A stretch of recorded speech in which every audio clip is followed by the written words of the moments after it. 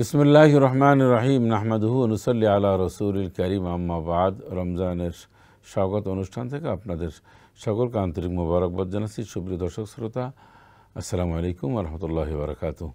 আজকের আলোচনা করব আমাদের এই নিয়মিত আয়োজন থেকে যে ইবাদত বন্দেগী করি, কিন্তু আল্লাহর কাছে সেটা কতটা গ্রহণযোগ্য, কিন্তু আমাদের দোয়া বা আমাদের নিজেদের মধ্যে কোনো চেঞ্জ নেই।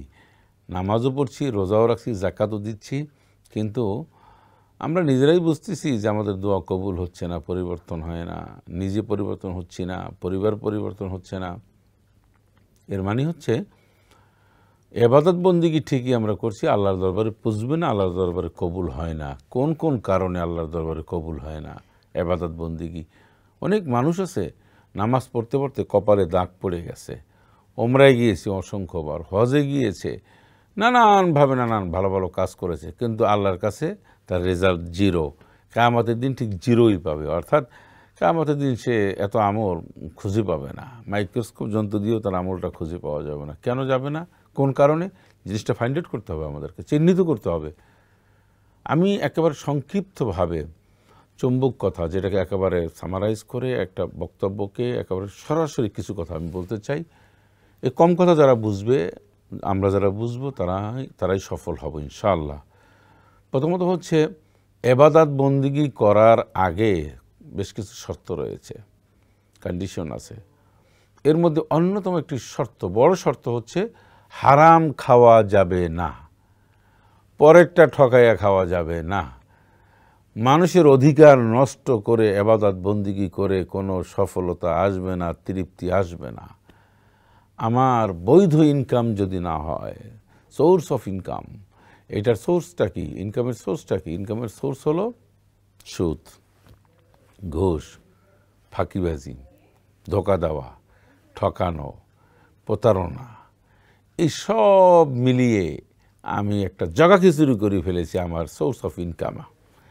এই সোর্স অফ ইনকামটা হচ্ছে আল্লাহর কাছে ব্ল্যাক লিস্টেড। এটা কালো পথে, বৈধ পথে আমি ইনকাম করছি। ইনকাম করে যাকাত দিচ্ছি, ইফতারি দিচ্ছি, মানুষকে খাওয়াচ্ছি, এতিমখানায় দিচ্ছি, মানুষের গরিব দুঃখীদের বিবাহ শাদীর ব্যবস্থা করে দিচ্ছি, রাস্তাঘাট করছি, ক্লাব করছি, নানান ধরনের জনকল্যাণমূলক কাজ করছি। আমি মসজিদ বানিয়ে দিচ্ছি, মাদ্রাসা বানিয়ে দিচ্ছি, আলেম ওলামাদেরকে হাদিয়া দিচ্ছি, সব করছি। কিন্তু আমার যে সোর্স অফ ইনকাম, যেটাকে বোঝায় আমার ইনকামের যে সোর্স, এইটা পিওর ছিল না, এটা সলিড ছিল না, এটা নির্ভেজাল ছিল না। এটা কি ছিল? আমি এটাকে স্বাভাবিকভাবে নিয়েছি, অর্থাৎ আপনি এটা স্বাভাবিকভাবে নিয়েছেন। কি?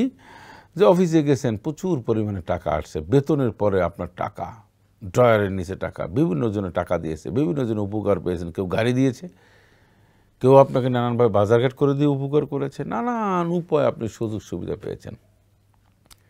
এক একজন এক একটি এসে বলেছেন। এইগুলো একটা জিনিস। ব্যবসার ক্ষেত্রে, এগুলো চাকরির ক্ষেত্রে আমি ছোট্ট করে বললাম, সরকারি হোক, বেসরকারি হোক, কোম্পানি হোক, যা হোক, লিমিটেড কোম্পানি, আনলিমিটেড কোম্পানি, যে হোক না কেন, আপনি আপনার কমিটমেন্ট ইসলামের আলোকে আপনি গেছেন, মানে বিশাল আপনি হোঁচট খেয়ে আপনি জাহান্নামের মানে খপ্পরে, জাহান্নামের কাছে চলে গেলেন। এখন আপনি ব্যবসার দিক থেকে আসেন। ব্যবসায়িকরা অনেক সময় মনে করেন যে 10 টাকার মাল আমি 30 টাকা বিক্রি করি, অসুবিধা কি, এটা তো আমি বিক্রি করতে হবে, বলে নিচ্ছি। এটা ঠিক না।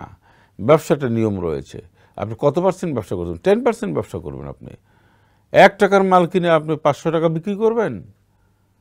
80 টাকা কেজি তরমুজের এইটা বা যে কোনো একটা জিনিস আপনি কিনে নিয়ে আসবেন 20 টাকা করে, এইটা কস্টিং আছে, সব মিলিয়ে একটা সিস্টেমে চলে আসবেন, একটা মেপে বিক্রি করবেন, মানে হিসাব করে।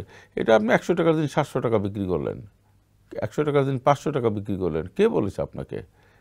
আর আপনি বলবেন যে তো আমার ব্যবসা আছে, পরিশ্রম আছে, টাকা আছে, ইনভেস্ট সব আছে।